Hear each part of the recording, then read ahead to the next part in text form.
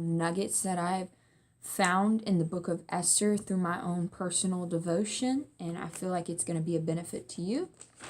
And I'm going to be reading from Esther 2, verse 15. It said, now this is just the key points that I'm reading. I'm not reading the whole verse 15. Would not go in to the king again unless he delighted, or in other words, unless he favored her and called her by name. Now, verse 15, I'm going to read a specific thing here. Esther obtained favor in the sight of all who saw her. Proverbs 18:22, it says, he who finds a wife finds a good thing. Now, I just want to encourage you, women, because you tend to try to do the man's part. You tend to try to get frustrated. Let your king find you, because even Esther had to let him find her. Because if she didn't, she would have herself in a sticky situation. So see, obtained favor. Those words really stuck out to me, because if we look at Proverbs 18:22, it says, a man who finds a wife obtains favor from the Lord. So what God's trying to tell us here is Esther didn't find him. He found favor in Esther because God had marked her. And another reason why you don't want to be the pursuer is because you will always have to be the pursuer then. And another reason, it's because he's not going to be totally devoted to God if you're having to pursue him. And it's not going to be what God intended you to have. Versus if you wait and embrace the wait, you will find a man who is totally devoted to God. And when he's totally devoted to God, then he can be totally devoted to you. And another thing is, when he pursues you, he's hearing from God first. Because he needs to hear from God first as the head.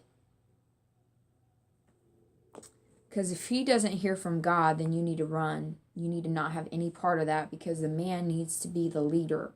The man needs to be the head of the household, not the woman.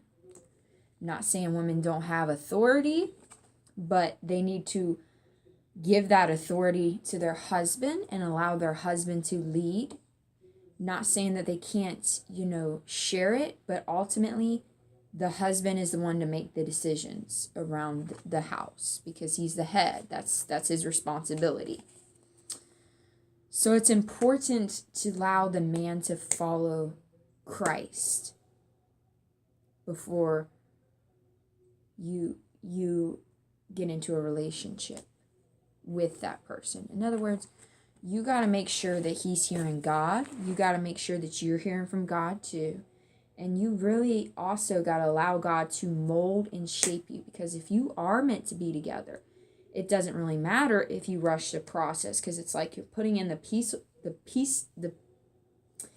puzzle pieces together, and it won't fit right because it's not in the right timing and in the right season. And the man who spends time in the secret place, the man who spends time in fellowship, like David, he'll know who his wife is before she does, because again, he is the head. He's supposed to know that before she does. It's prophetically given to him as his authority to cover her in prayer. So if he doesn't know who you are, and you think that he's your husband, first of all, you need to pray. Really make sure it's God, not your emotions, because sometimes we as women can get all stirred in our emotions and think that this is God, when really God had no plan in it. And two, if he is really your husband, he would know before you know, because it wouldn't come across to him like a surprise or a shock, because he would actually be in the know, because that's his responsibility, is to cover you in prayer And I believe as women, you should cover your husband in prayer and pray for him to stay away from the loose woman and to be waiting for you in virtue and expectation.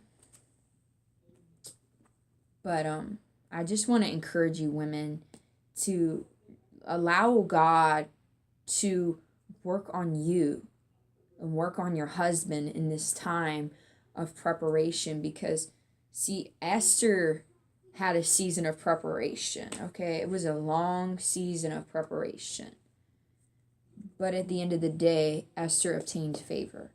And then it's funny because Proverbs 18:22, he who finds a wife obtains favor from the Lord, because he found what was meant for him.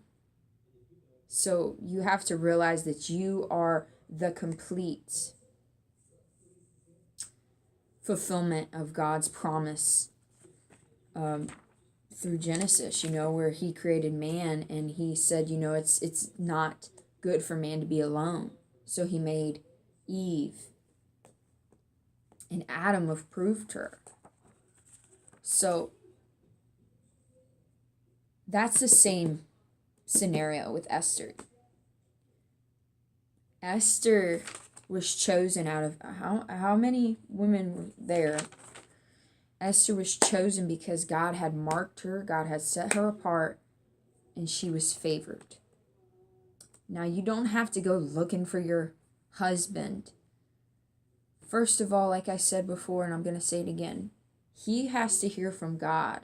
And he has to know that you're his wife. Or otherwise, it's just going to be a case of where you're going to have to do the work, and then he's going to lose interest, and you're ultimately going to lose interest too. Because if it's not from God, it's going to cause issues. So you want something that's from God. And the only way you can find something from God is if that's not your focus. And I know it's hard because as single people, you tend to lean towards that side.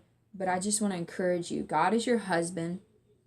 Run to him, and let your husband find you. Because I don't know about you, but I want my husband to be favored. I want him to obtain favor. You notice how it says he who finds a wife? It didn't say she who finds a wife obtains favor. There's a reason behind that, because a man who finds you, he found the good thing. He found the acceptable and pleasing thing unto the Lord. See, God wants to give him his very best. God wants to give you the very best, but you can't be impatient for it. You have to be waiting for it. You got to be persistent in pursuing God. And until you find the clarity of who you're supposed to be with, I wouldn't worry too much about it. I wouldn't spend too much time focusing about it. Not saying it's not going to happen, but it's in the season and then the timing of the Lord. It's not in our timing. And besides, when we want something really quick, that's when I think God delays things a little bit, because when that's our main focus, we won't seek God, because we'll try to be focusing on finding that thing. Because the thing is, you have to allow God to do the work in both of you. And you can't do that if you rush into a relationship and you're still allowing God to do things that he needs to do in you. So you just have to be encouraged by this. You just have to wait and worship, because honestly, a man who is for you would find that very attractive. The more you worship, the more you seek, the more you worship, the more you seek, the more you worship, the more you seek. That's actually going to make you stand out. If you want to stand out, you got to worship, you got to seek, you got to hunger, you got to thirst. And when you hunger and thirst for him, and where the husband's not even on your priorities anymore, that's when God will give you the desires of your heart. I love you guys. I hope this was an encouragement for you single ladies. And you guys are awesome. You're beautiful and you're fearless. Bye.